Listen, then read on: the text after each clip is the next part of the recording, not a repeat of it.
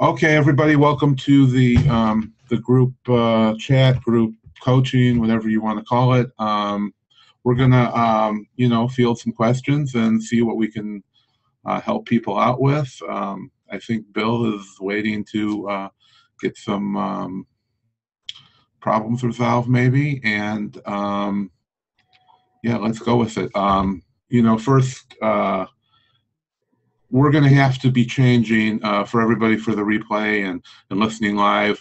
We're going to have to change our subscription process, which is going to be a little bit of a pain for everybody, but I think we have something set up that'll make it a little easy. You can cancel, whenever you want. It's not going to be through PayPal. We've been fighting with them since, we started this whole thing a month ago, and it's really just horribly so much trouble, and I've been on the phone with them about a dozen times, and they don't treat the merchants well. They they've just been giving me a lot of problems, and they don't seem to like my money. So we are using Square, but Square does not have anything for subscriptions, and they don't have any it's against the rules to do any kind of reoccurring payments. So even if I had your credit card numbers and charged everybody, ourselves, it would still be breaking the rules.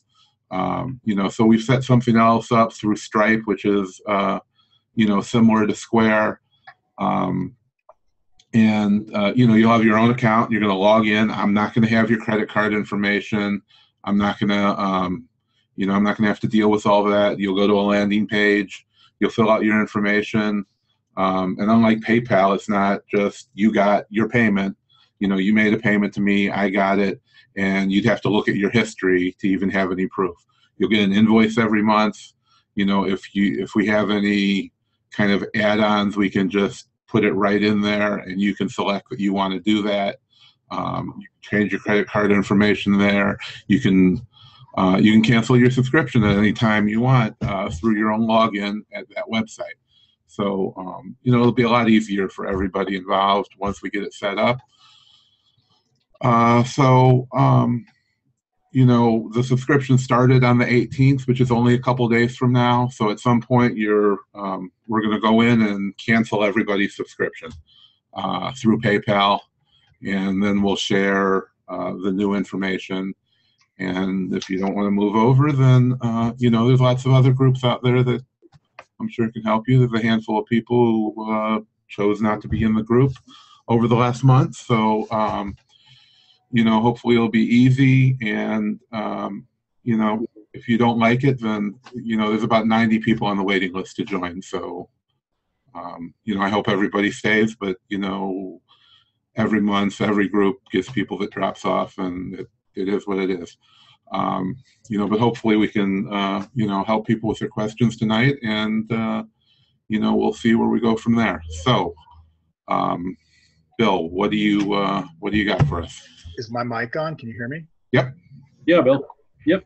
Hey, first of all, Sean, I want to just, say there was a salvage grocery place that I got from one of your postings that I met up with last week, and they're awesome. I had been previously to some local salvage kind of neighborhood stores, and it turns out this resource I got through you is actually the supplier to those neighborhood stores, so it's even better.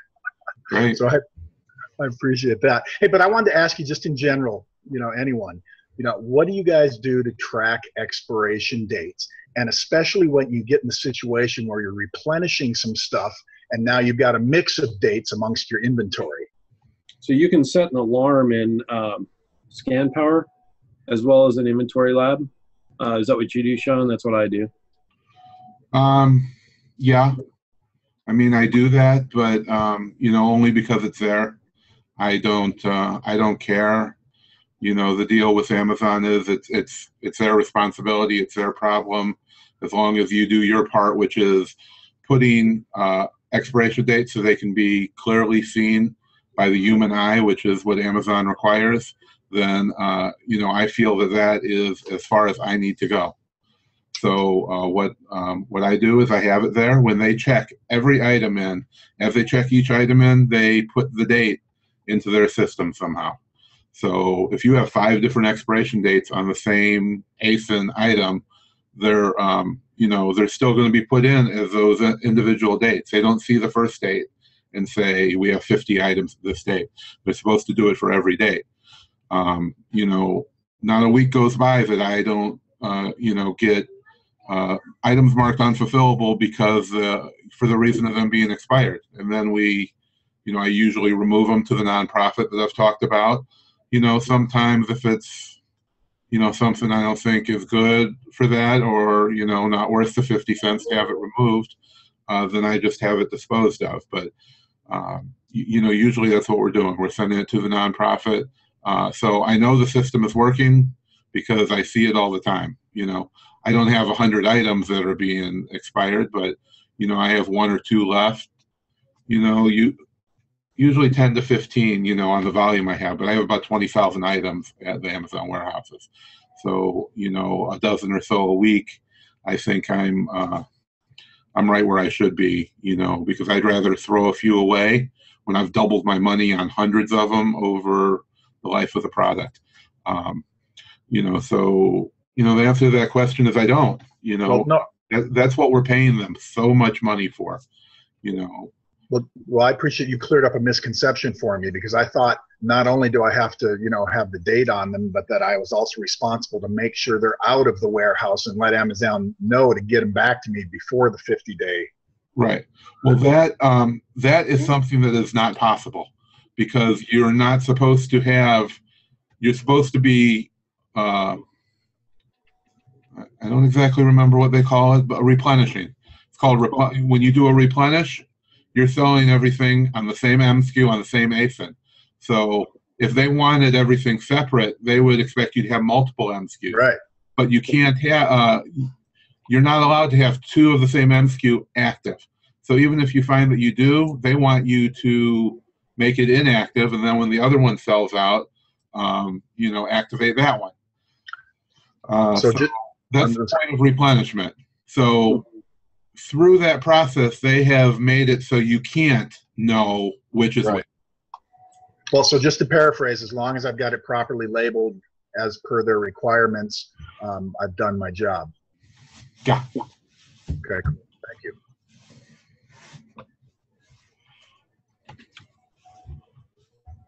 Okay. Did you have anything else, or was that it? Give me a moment. Come on, quick, think of something. I didn't know I was going to have this great one-on-one time. Well, that's what we're here for, is to help, whoever needs help. There were some other questions. Hey, well, could I ask? I'm sorry. Sure. Go ahead. Well, with regard to, I've got, I don't know, maybe 150 items coming back that we're going to get hit with the long coverage. Right.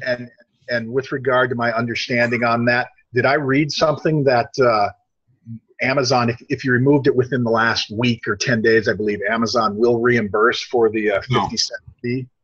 No. It's only to dispose of the items. If you're going to throw them away, they will reimburse you. It was up to the 15th. Now they're doing it. They're not going to charge the fees until whatever it was, 8th. Monday. So yeah. You'll have till the 17th. Okay. But it's not for removal. It's only for disposal, which means they're going to refund you the money because they're going to be selling them anyway. Yeah, they'll resell it to some other. Got it. Right. Okay, well, some stuff they're putting in their warehouse deals, and places like 888 Digital, which is also 888 Lots.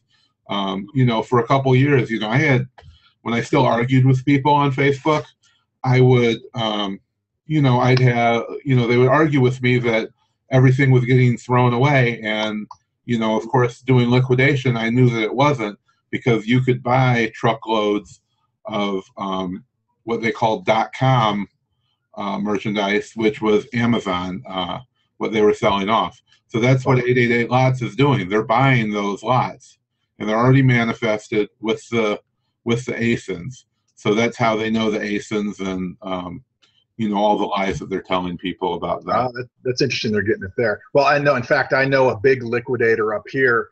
he probably gets 20 trucks a week, and he's told me stories of visiting Amazon warehouses specifically to buy supposed disposed items. Right. So it's been going on for years, but they changed their rules, I think, a year or two ago, saying that they could resell it. So that's what's going on, and don't be surprised. Basically, they shouldn't be charging you to throw your stuff away, but that's how it works.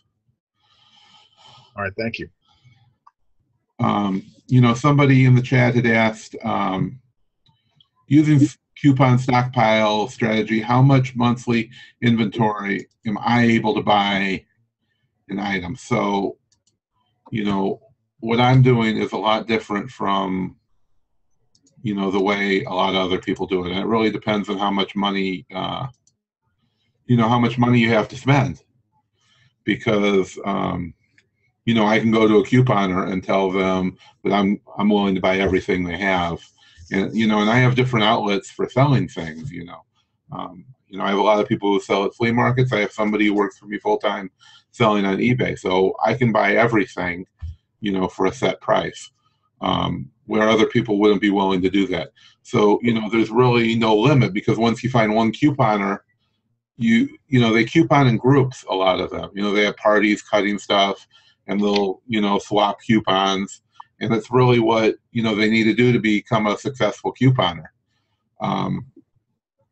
Then they share the deals with each other and all that. So, once you find one couponer, and they, you're not going to be able to do it at the beginning, but once they figure out that you're going to buy all they have and they can't supply you with as much as you can use, then they're going to share their friends with you. They're going to say, well, my friend, is also doing this, and I can set you up with them.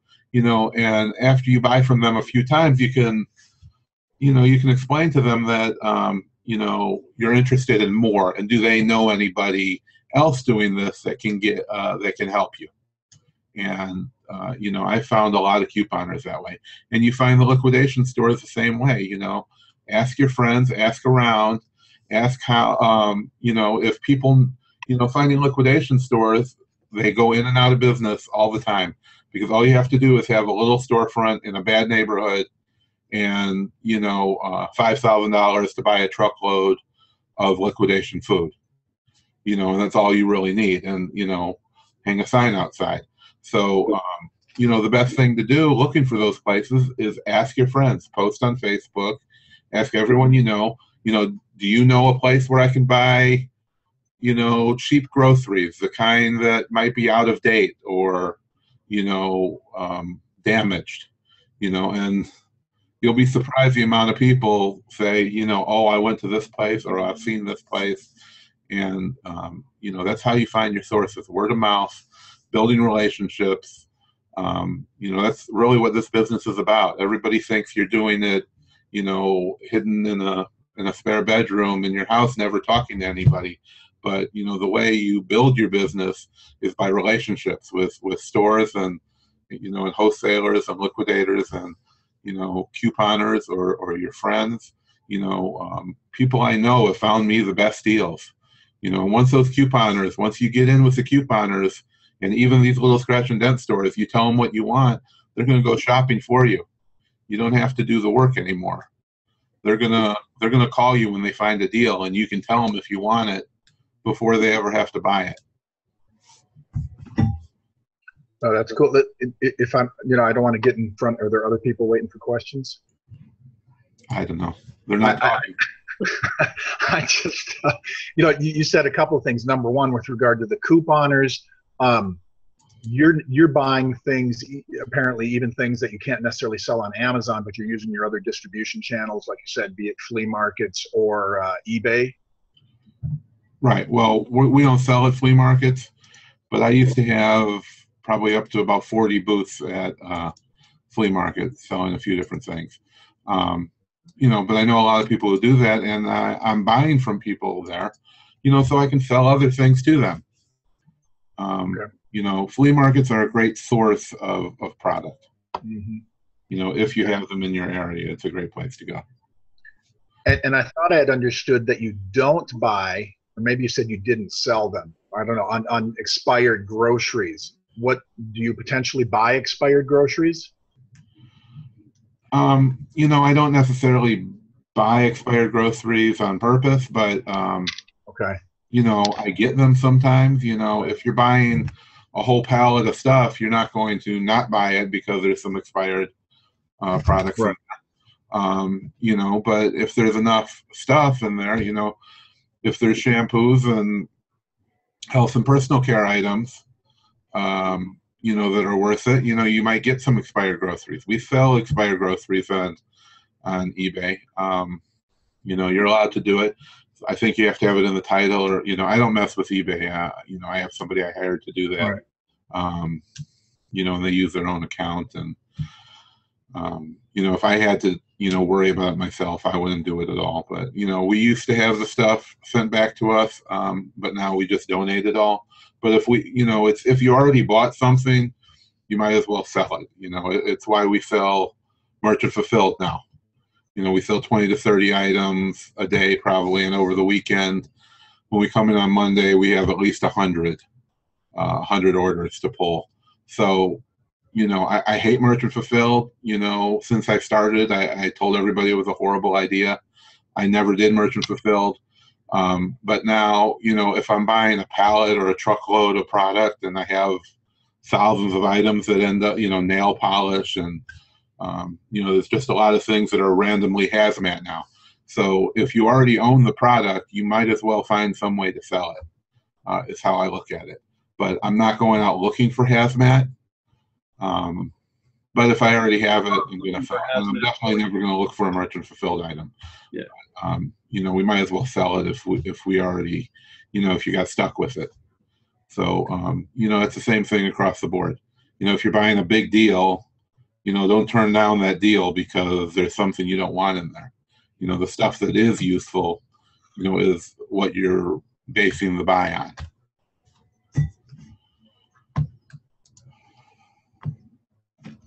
Got it.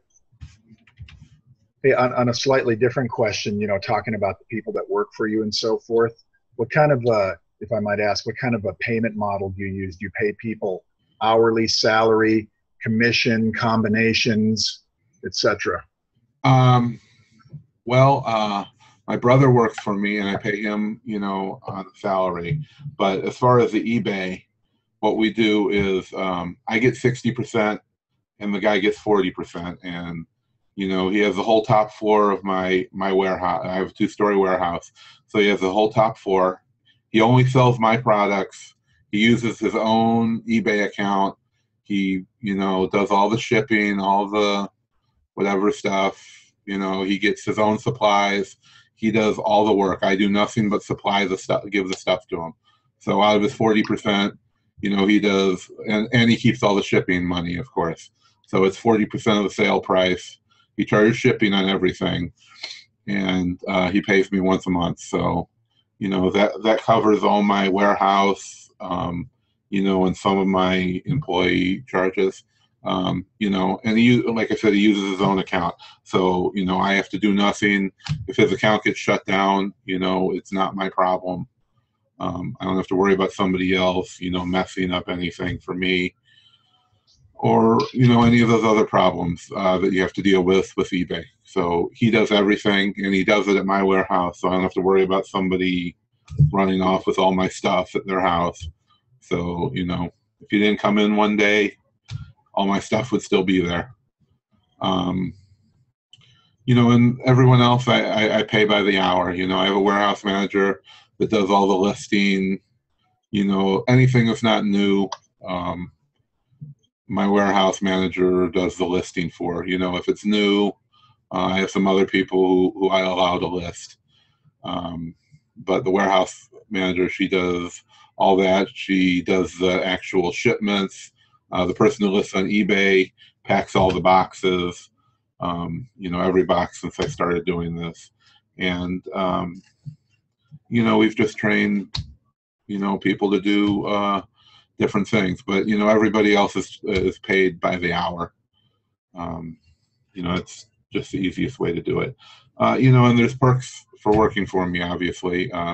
You know, you're trained to, you know, these people can go, you know, my office manager has her own Amazon account at home. She sells on FBA now, you know, she gets to buy some of the deals that we get, you know, and, you know, she's trained to be just as much of an expert as I am. And really, I don't have to do anything. You know, I source product, you know, and I help people is all that I have to do anymore. So I don't have to worry about the listing, the packing, the shipping, any of that. You know, I don't really even have to go there if I don't want to. I can just source the product and bring it to the office and drop it off, and they're going to do everything else for me. That's sweet. So, yeah. But, you know, it's the same thing with this. I couldn't do all this stuff, you know, without Mark and Valerie and, you know, whoever else. Mark, what's your involvement, Mark? I'm sorry if I jump out of place here. He helps me with, you know, technical things and, you know, running the group and coaching and all that. But, you know, again, if I didn't have 4 or 5 people doing this, I couldn't do this. And I couldn't, you know, run a, you know, a pretty big business as well. You know, I sold about 40,000 items in the last year. So, you know, that's the main thing you have to think about, you know, is how much is your time worth? So, you know, you're paying people by the hour to, you know, get some of your time back. So is their work worth, you know, the whatever you're going to pay them, $10 an hour, or, you know, however much you think you need to pay somebody. Mm-hmm. Okay. Is there anybody else have any questions in the chat, or? Do you have it set up so they can unmute themselves? Yeah, anybody can unmute themselves, I think. Well, I'll ask more questions if I'm not being intrusive. I have a question in any of the other videos. Mark mentioned there were 3. Okay. Yeah, there are. Okay. Well, sorry. If you guys don't want to come on with a microphone or there's a audio issue, feel free to type some questions in the chat there too, because we're here to answer and serve, you know, answer your questions, serve you guys, you know, solve any problems that you may have and all that good stuff. So. Right. So for people that don't know, I guess I don't know how anybody wouldn't, but there are 3 groups. There are 50 paying members in every group, and we just didn't have one giant group. You know, I could have a group with, you know, unlimited people, like some of the other paid groups that have, you know, 1,000 or more people. You know, right now I think we have over 90 people on the waiting list to join. So, you know, I could have a giant group with, you know, all the stuff, but, you know, every wholesale lead, every, you know, liquidation place that we post, you know, every retail or, you know, online bolos that we put in the group every day, they're all different in every group. So, and, you know, we've been pointing the groups in different directions based on what the members need. So that's the point of having 3 different groups. So, you know, if it was all in one big group, then, you know, a lot of those deals would not be worth buying for anyone because they would tank as soon as they started. So that's why we've kept, you know, I think 50 members is a good place to not have, you know, the competition tanking all the products. And I think for the most part, most items, you know, haven't really tanked in price that people have bought. So yeah, Liz, all of these calls, we bring all the groups together, you know, for the webinars and the like the interview shows that we do and that kind of thing. Everybody's invited to the same call. But as far as the visibility to the bolos and like if we put a wholesale alert on, each group gets their own unique bolos and their own unique wholesale alerts. And then, you know, like Sean was saying, it kind of allows us to, you know, get to know the members of the group a little bit better and steer, you know, like if one group really wants to focus on grocery, then we can focus on grocery. If one group wants to focus on online arbitrage, we can focus on that, you know, that kind of thing. So so it just allows us to tailor the groups a little bit better. The other thing too is, I want to mention, I've talked to Sean about this many times before. The last group that posted bolos that I was involved in, I'm not involved with it anymore, but they were charging almost $200 a month for a group that had like 150 to 200 people in it.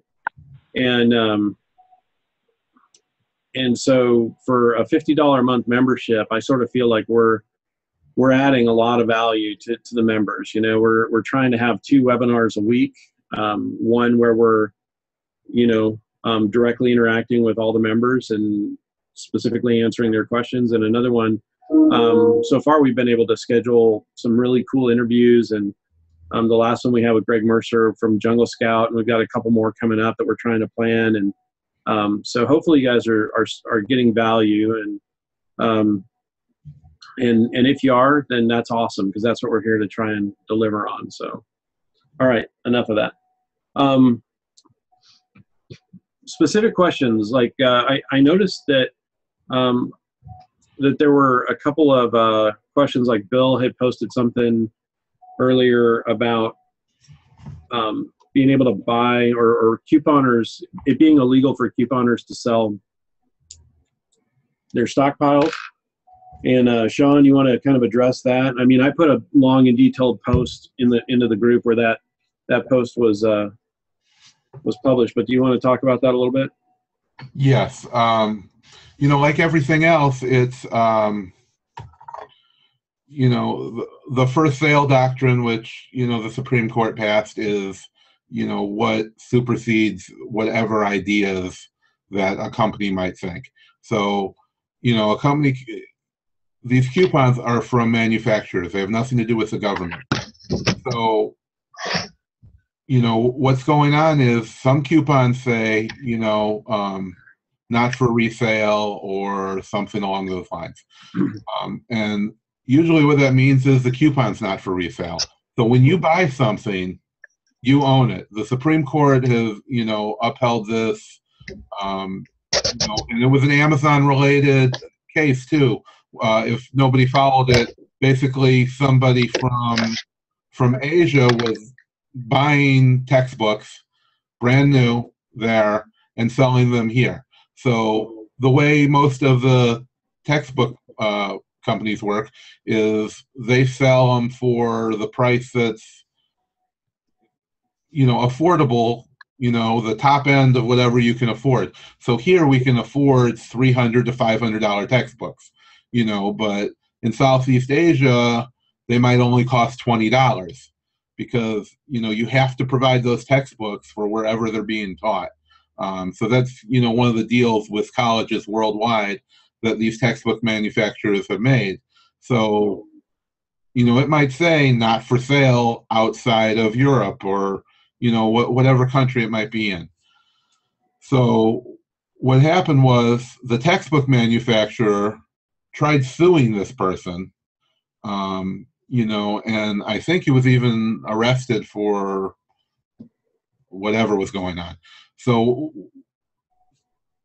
they took the case all the way to the Supreme Court. The Supreme Court said, they're going to uphold what's called the first sale doctrine, which means if you buy something, no matter where you buy it, if you legally obtain it, it belongs to you, and you can do whatever you want with it. So if you buy a textbook anywhere in the world, you can sell it in America, no matter what they write inside the book. Now, if you're on a platform, of course, that platform can say you can't sell it. So that's why you can't sell an instructor's copy on Amazon, because Amazon said so. It's not because you're breaking the law. So, the same thing applies to food or, a video game or whatever you're going to sell. It's not the, it's not the item, the law is the law. So no manufacturer can say you can't resell something you buy with a coupon. Nobody knows where it came from. You are allowed to buy private, products from private citizens and sell them. A bottle of mustard is never going to be questioned if it's, counterfeit or real. I hope that answers some questions. If you're afraid to do it, it's one thing, but to say that it's illegal to do something is completely different. And that's the excuse that a lot of people out there are doing. You have to remember that everybody is not like me and like the people in this group who's trying to help other people. If somebody's charging you $200 or $300 to be in a group, they're not doing it to help you. They're doing it, as a job. So you have to really watch if somebody is not leading you by example, then should they really be leading you is the question. And the people that flock to those groups are people who are doing what they're doing, and maybe they're doing the same thing you are, but they don't want you to do that. They don't want the competition. I feel like there's already 2 million people selling on Amazon. So if I help another 100 people sell on Amazon, I'm not going to hurt. It's not going to hurt my business. I've helped a lot of people get into Amazon. It hasn't hurt my business. So, some people might tell you, don't do couponing, don't, do liquidation, don't shop at retail. You can only buy, wholesale from a licensed manufacturer, but thousands and probably tens of thousands of people have already, proven that things were legitimate to Amazon by showing them a receipt from Walmart, or a receipt from Ross, or, places like this. So you're not going to get kicked off of Amazon because you went to a retail store and bought it. As long as you can prove where the stuff came from. I've even proved the legitimacy of items, based on just writing the correct letter. I sold 84 of an item, and one person said, this looked like somebody shoplifted it from a store. That was their feedback to me. So Amazon said, you need to, prove this is legitimate, send us receipts. I didn't have receipts for it. I bought it in a giant liquidation lot. So, I couldn't have shown them a $10,000 receipt for liquidation items. I could have if it got to that point, but I wrote them a letter showing my history, showing the history of the item, showing, in I think it was the last 90 days, I had sold 84 of that item, and you can look at that, and not one negative review except for the one person. And they responded in a few hours saying, you can continue to sell this item. If they would have said I couldn't, it would have been a bad mark against my record, but I would have deleted the listing and not sold it anymore. It's not the end of the world, but don't go to a liquidation store, and expect to buy, Disney Frozen toys or, Hot Wheels, and expect them to be legitimate. So you have to buy things that at liquidation that are going to be aren't going to be counterfeited. Don't buy, a box full of Louis Vuitton purses from a scratch and dent store. Especially if you don't know if they're real or not, because they're probably not going to be real. Know what you're buying. Don't play dumb, because Amazon has no room for people who play dumb. Ignorance isn't an excuse. Hey, Sean, Lena's asking, do you use VAs, and if so, how? Yeah, well, we, for the most part, we use, Valerie is, I guess, a VA because she lives in Chicago and I'm in Florida. So everything she does is virtually. It's an online business. Doing this is an online business, and selling on Amazon is an online business. So, everything everyone does is virtually. We do have some foreign VAs. I have one that does all of my, Amazon work that I don't like to do. So, every week we go and check our unfulfillable items, and we remove the expired ones, and I send them to my friend who runs the nonprofit. We check all of our our shipments, and anything that might be missing, they open cases for. Any unfulfillable items, that might have been damaged during shipping. She opens a separate item for each one. Let's see. Also, we use that VA for doing. It's like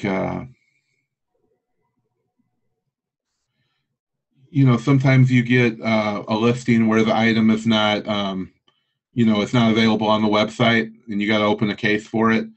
We usually get at least a few of them a week. Sometimes it's 10 or 20 because we're sending so much in. So they open cases for that, and then we don't have to waste all that time doing that. So it's a couple dozen hours a week usually, and I think we pay them like $2 an hour for that. And I hired one. I didn't hire one from Asia. We hired one from. She's somewhere in Eastern Europe, speaks perfect English. And just like the videos I make on YouTube, we use Screencast-O-Matic, and you make a video, and you send them the video, and they just watch it over and over and over until they understand how to do it. And that's the best way to do it. And if they don't work out, you hire another one. You fire them, hire another one, and you already have the videos.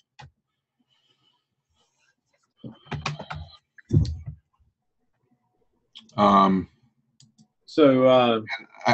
think that's about it. I mean, there's not much more you can have a virtual assistant do as far as your Amazon account.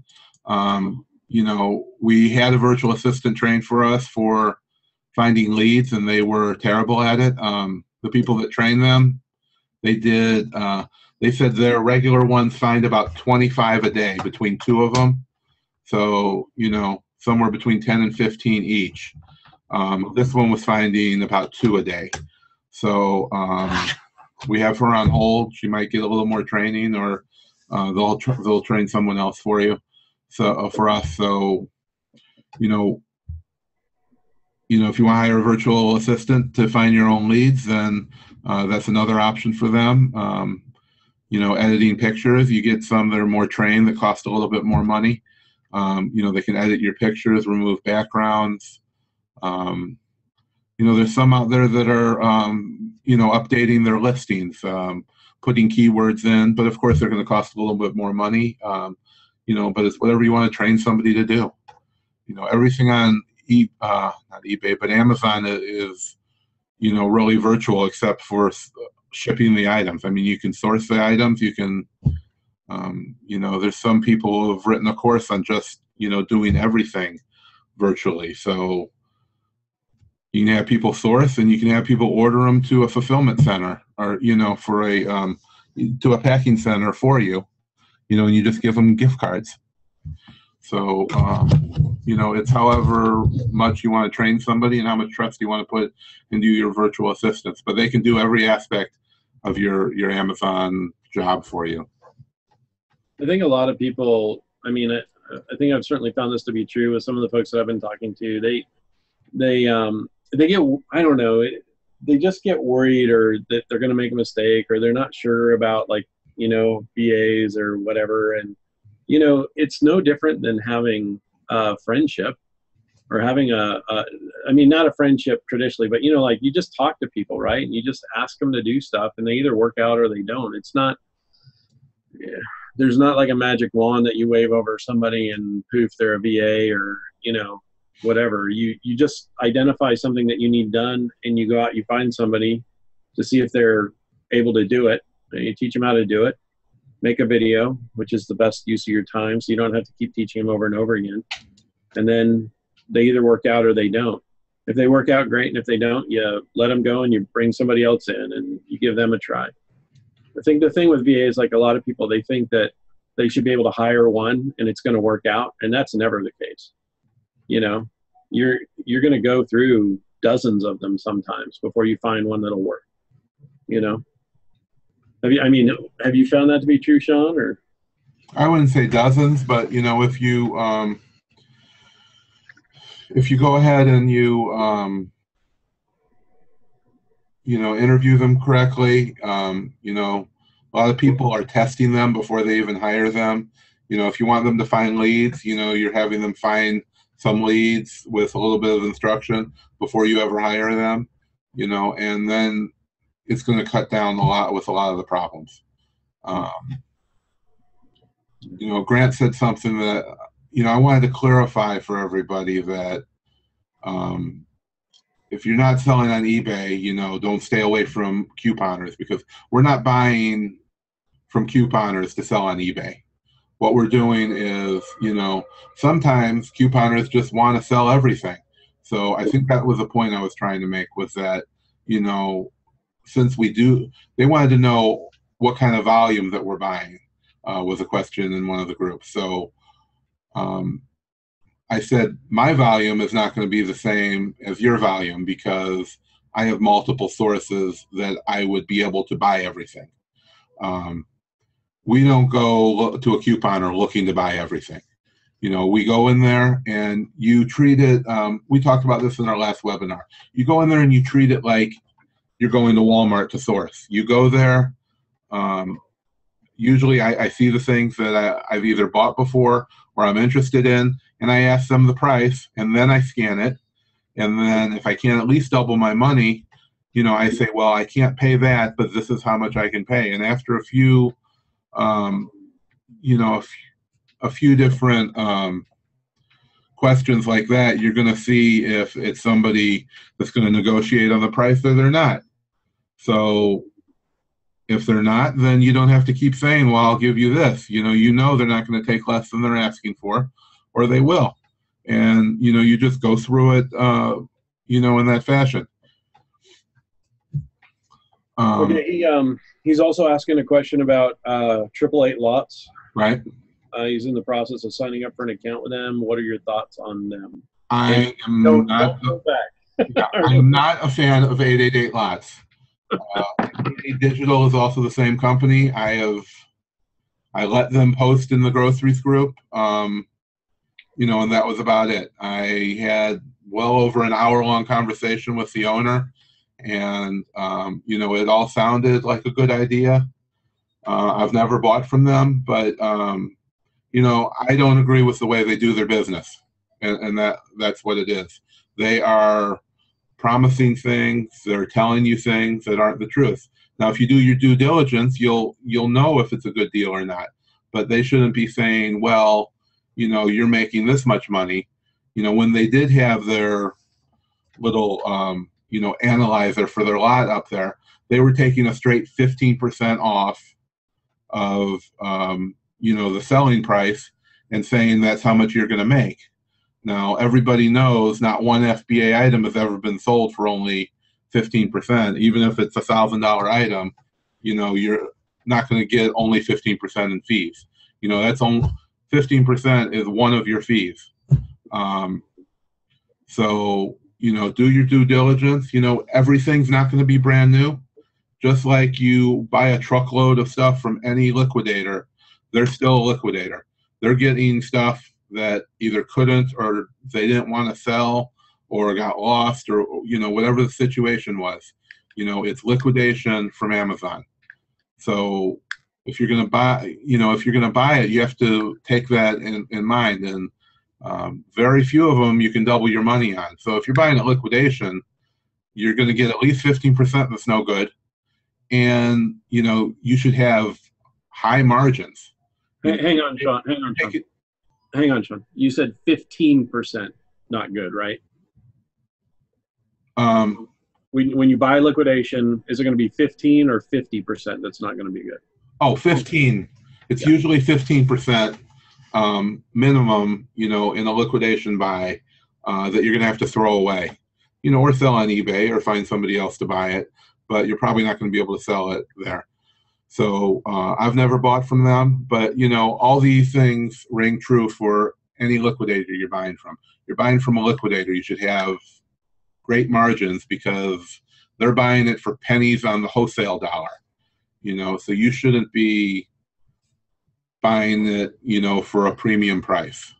So only a couple of, when I looked at all their stuff, only a couple of their deals was, something I could even double my money on.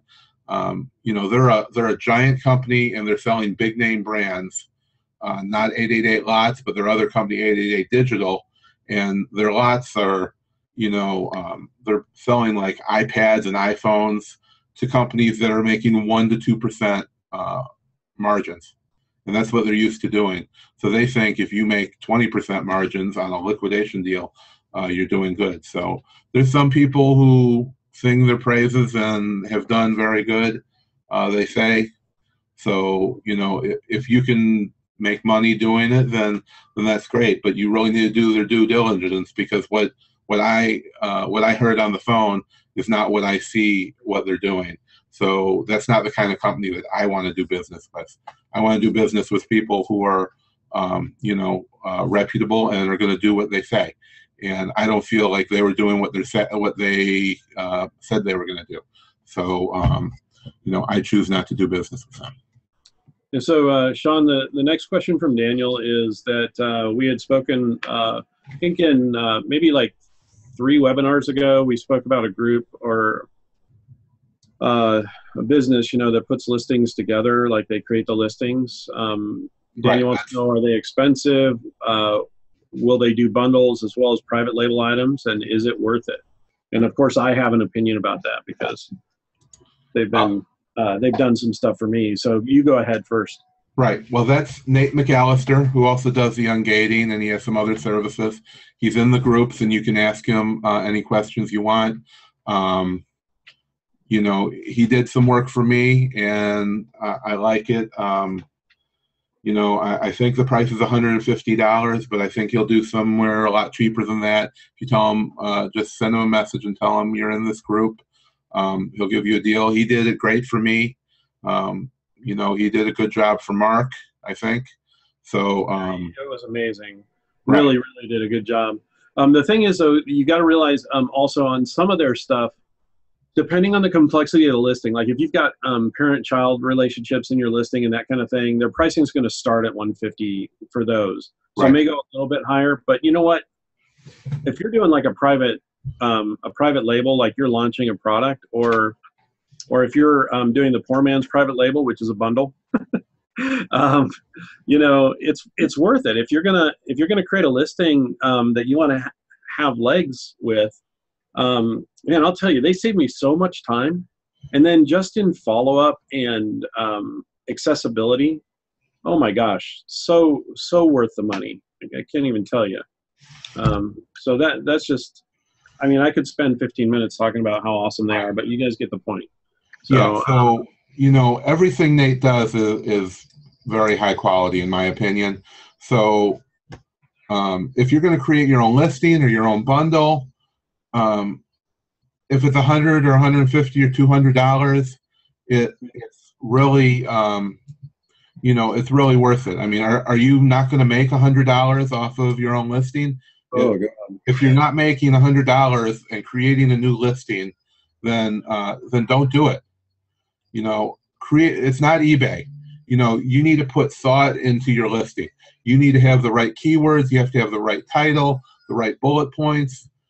There's a lot put into a listing, and if you don't have it right, then it's going to be all the way at the bottom. If it's not on the first page, you're not selling anything. Oh, you know what? That brings up a good point, Sean, what you were just talking about there. I can tell you guys, okay, hang on just a second. I'm not going to tell you what the product is yet because we're still working on it, and we're still getting it to have some legs. But and I worked really closely with Brandon. Brandon is Nate's right-hand guy for this stuff. Right. He's also in all the groups. So. Right. So, okay. So what I'm doing right now is I'm just opening up my listing so I can tell you guys. Because of the work that they did on the listing when we launched when the product went live after it got shipped into Amazon, our rank was 31,790. I mean, that's where we started, and then, I was out there marketing it really well. And the best rank we got it to so far was about 90, just under 9,500. So, it just goes to show you the power of, kicking your product off correctly or your bundle off correctly, rather than starting off in the 100,000 or something crazy, right? And then trying to get it to improve. we actually were able to get it started in the 30,000 range, which was great because we immediately I was floored the day it went live, Sean, on Amazon, which means that the day Amazon checked it in and allowed some of them to come out of reserve status. Right. That's like the most painful thing when you're launching your own product, right? Is they suck a bunch into reserve status because nobody's ever ordered them before. And then they ship them out across all their warehouses in the country. So you see that they're checked in, but you can't sell any. But anyway, so when they finally became available, we sold one within like 3 hours. An actual real sale, not like a coupon or a friend and family. And we've sold in real sales in the first 4 or 5 days, we sold 3. Now, real sales. Now, that's not, super exciting, but when you think about there's no promotion at all, there's no history on this product at all, that's not too shabby, and so now we're at the point now where we have a few reviews and we're starting to do some PPC, so it's exciting. We're excited for next week. So, all right, Sean, did you have anything else to say on that one, or do you want to move to the next question? No, we can move on. Okay, so going back, Sherry, this is a great question from Sherry. Everybody always asks it, and it's a wonderful question. Going way back to when you began, if you only had $1,000, which maybe you actually only did have $1,000, what would you advise? What do you feel has been the most positive influence on your business growth?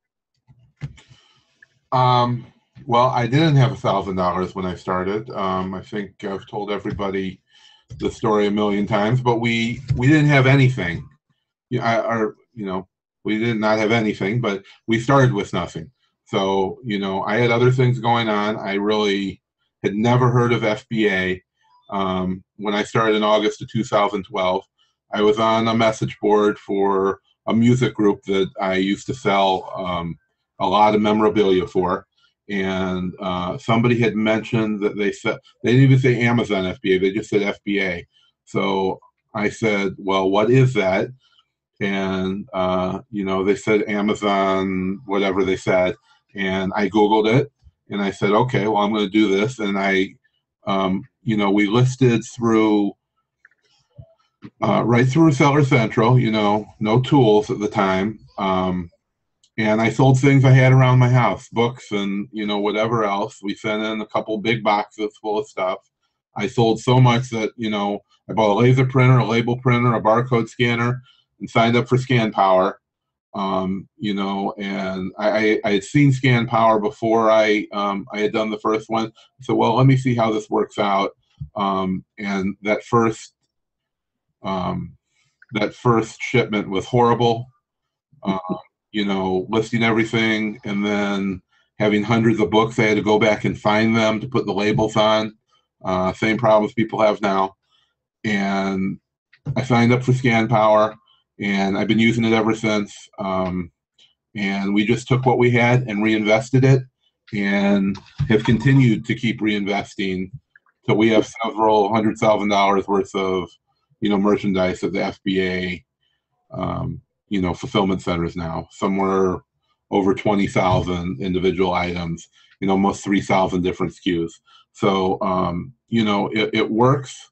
All you have to do is not spend that money, not go on a trip, not pay your bills with that. Whatever you have to start with, just keep reinvesting that money and not taking it out for whatever, you might think of an emergency at the time. Because every time you do that, you're just starting over from scratch again. If you make $1,000 from your $1,000 and you have $2,000 and you spend $1,000 on something else, well, you're back to only $1,000 again. So, if you have a little bit of money, what we did was we went to yard sales, thrift stores, flea markets, and we bought high profit items for low cost, paying 50 cents for a book. And we have sold books for $700, $800. Finding them at thrift stores and yard sales, and not just one. I mean, dozens of books I have sold for at least $200 that I paid probably $1 or less for. So I didn't pay $200, I sold it for $500. I paid like $1 for it and sold it for $500. you know, and you know, all kinds of stuff in boxes. You know, we found one of those George Foreman, you know, grill rotisserie combo sets you could only order, you know, over the phone, you know, when they were having infomercials. And I think I gave them $20, and it was still sealed in the original box, not even a barcode. You know, we just looked it up on Amazon, and it sold for about $450, you know, after a week. You know, it's so funny. I love the way that, and this is not to pick on you, Sherry, but I love the way that you phrase your question. If you only had $1,000, man. When I got started, if I only had $1,000, I'd be burning money. You know, there's no magic to it, right? Right, Sean? I mean, no, you know, if you just go out and you do the work, right? Right. It's just hard work. You have to put, you know, as Gary Vee says, sweat equity. You know, that's all there is to any business.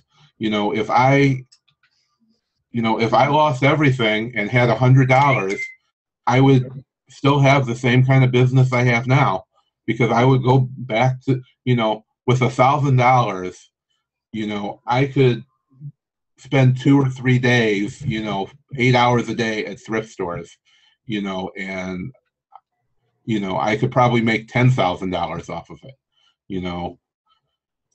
I mean, another thing that you could do too, though, right? You know, because you know sort of how to streamline things now, right? You know a little bit more about, like, if you like, let's say you had to go all the way back to just having $100.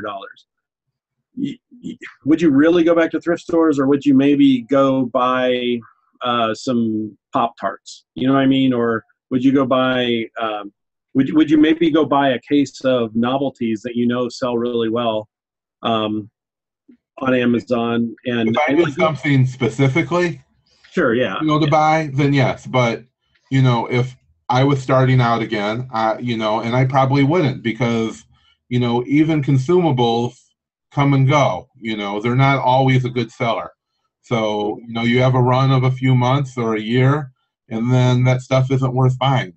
So you know, if I got stuck, and you know, even when I run out of money, you know, if I bought a giant deal, you know, if I spent $20,000, for example, bought a deal, send it into Amazon, right? In one deal, you know, I'm gonna have to wait till I get paid, get the money, buy the stuff, get it all prepped, and send it out. Well, then I'm out of money for 2 weeks. You know, Yep. Everybody finds good deals, you know, every once in a while at least. You know, I spend all my time looking for deals, so I find more than the average person does. So, but okay, stop right there, Sean. I mean, I think what you just said is really key to that particular question when people ask it, right? Is what's the okay, so maybe another way to ask Sherry's question is, what's the difference between, you know, somebody who's just starting out and you, right? Well, I think one of the biggest differences is that you recognize the amount of time you have to spend looking for deals. I mean, we've all been there. We've all gotten the wholesale sheets where you can't find a single good product on a wholesale sheet, right? Even though they're supposedly selling it at wholesale, there's no money to be made once you sell it on Amazon. But the point is, you don't give up there. You go get another wholesale sheet, and another one, and another one, and another one, until you find the deals that are out there to find, right? Just like scanning the first, when you and I first met, you know, I was looking for your secret in groceries, right? And what did you tell me? There's no secret. You just scan every single thing in the aisle. Right. And if you don't find a deal, there's no secret to this. Right. I think the important thing to remember is, if you're doing good and you run out of money, go to those places and find stuff. You know, I go to thrift stores even now, and I find a ton of stuff. And it's not just books. There's more there. There is tons of stuff still sealed. You know, go look through the clothes. There's lots of brand new clothes in thrift stores with tags on it. I think the other thing too, if I could just interject one thing, not that you guys are here to listen to me at all, but the deal that I lost out on, that I kicked myself in the butt for even now, when I very first got started, is I was at the Salvation Army, and there were these vintage Coca-Cola glasses there. And I didn't buy them because I knew if I bought them, I would not get them home without breaking them. So I went to the nearest Home Depot and bought a box. You know, they have the boxes there where you can, for glasses, right? For packing up your house. So I bought that box and I drove back to the Salvation Army, and those Coca-Cola glasses were gone. And I looked them up on eBay, and they were only worth about $75 a piece. And there was a set of 8 of them there. So if you're just getting started, you know, and guess what I carry in my trunk, even today, even now, I have that box where if I ever run across glasses again, I'll be able to buy them and put them in that box and get them home safe, you know? So if you're, you know, be prepared, right? Be prepared for when you find that deal to pull the trigger and buy it and make some money. And never be afraid to go out and buy something. I mean, what's the worst that's going to happen? Are you going to, you know, you're not going to lose $10,000 on a deal. You're going to lose, you know, even if you buy a bad deal, you're going to lose a couple $100 and you're never going to buy that again. You know, right. So don't be afraid. I mean, when we first started talking, you lost out on a wholesale deal, right? Because you stopped to think about it, you know, and you weren't sure. And now you know better. You're not going to do that again. If somebody right. calls you, you know, when you start setting up with these liquidators and you explain to them what you're buying, they're going to call you or they're going to email you with what they have. And they're going to call you, then they're going to call the next guy, and they're going to call the next guy until somebody buys it. And if you don't buy it, somebody else is going to buy it. Yeah, and the other thing, too, that I don't think a lot of people really internalize either until they've lost on a few of these liquidation deals, if that's what you decide that you want to do, is that liquidation companies don't employ one salesperson. It's not one guy sending out a note. You know, it's like a team of people. They've got, you know, 5, 10, 15 sales guys that are contacting all of their current clients that like to buy stuff. And if you're not able to pull that trigger, you're going to lose out on that deal, you know, which I've done many times. So, okay. We're kind of running short on time here, Sean. We're over, but I wanted to get to one other question here. It's my favorite topic, as many of you know. Bras and panties, a lot of money to be made there. Right. Lena asks, do you sell items you receive from liquidation like bras on Amazon without tags? Yeah, sometimes, you know, you have to have judgment. You have to have common sense. Use common sense, and you know, decide for yourself. You know, if you know it's risk versus reward. So you know, decide if that item can be sold without a tag. I mean, are you going to freak out if you're in a store and buy it without a tag? Then you shouldn't buy it. You know, so use your own judgment. I think Amazon, I'm just going to interject here, Sean, just a little bit, because, you know, I like that niche, the bra and panty niche. If it's does not have a tag, I would say maybe Amazon is not the right channel for it. You know, you could sell it on Craigslist, you could sell it on eBay or, you know, some other channel, right? But that's where I think the advice that Sean just gave is really, really good advice. You know, you got to think about something, you know, like, is it worth the $2 profit that I'm going to make on this bra without a tag to get my account suspended for 3 weeks? So I don't know. You know, for me, the answer is always no.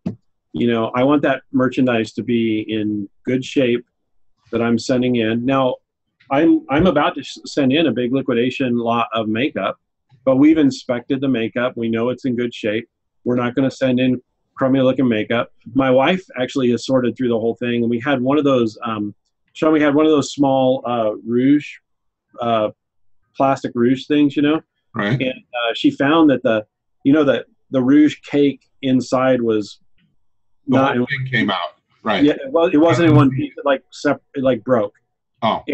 And she pulled it out. She's like lecturing me. You're not going to send this in. You know, like if I got that, I would be really pissed off. So she's like, I was like, well, isn't rouge just powder? Can't we just send that in? She's like, no, you cannot send that in. And so you just got to use your common sense, like Sean has said 100 times in this call. If you would get upset if something showed up from Amazon in the condition that it's in, then probably it's not worth risking your business on.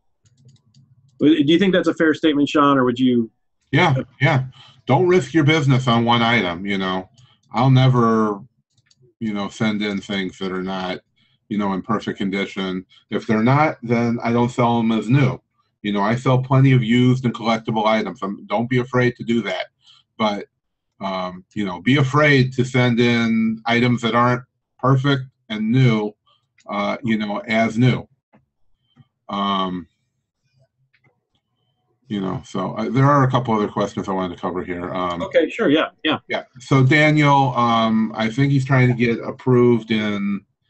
We've talked about this a little before.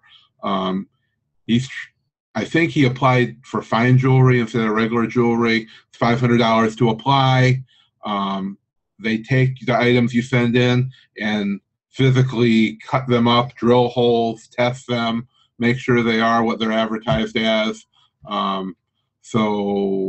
Finding deals on real jewelry, I have no idea, but you got to find a way to get real gold, silver, platinum. I really don't know what to tell you there. I wouldn't sell that kind of stuff on Amazon. You got to have some major money to be sending in several $1,000 items to Amazon. But that's what the fine jewelry category is for. So if you're a jeweler, then that's the kind of items that you're going to be selling. So regular jewelry, I think that's a great category to get in. I just got in on my second account. So you can go to places like Walmart, and there's lots of places to buy. A great thing to do is you can buy them for $1 a dozen and put it in a nice little box and list it on Amazon, and then you have a necklace. I wouldn't call it costume jewelry, but it's regular cheap jewelry like you'd buy at Walmart. The ones that are $20, not the stuff in the case. So if you can get in jewelry, go apply in every category you can right now, because a lot of them are getting approved in. Also, Christopher Grant wanted to know about warehouse damage items at FBA. Do you open a case with Seller Central to be reimbursed, or just have the item sent back and they will handle refunding me? So what's going to happen here is if an item is damaged by the customer, that's on you. So if you think that you should get reimbursed for it, have it sent back, and then you open a case. They're going to want pictures and all that. Sometimes you get reimbursed, but it's really your fault. It's your problem. Amazon doesn't cover that. If it's damaged in the warehouse, it'll say warehouse damaged, warehouse lost. They will automatically reimburse you, usually after 45 days. Do not remove those, or they won't reimburse you. If you get what's called distributor damaged, you're the distributor. They say you damaged it, but it's really damaged in shipping. So that's, UPS insurance issue. So what you do is, that's one of the things we have our VA do. We have them open a case, an individual case for each item, and we say, this item was, could you please investigate this ASIN because, it's distributor damaged, and we want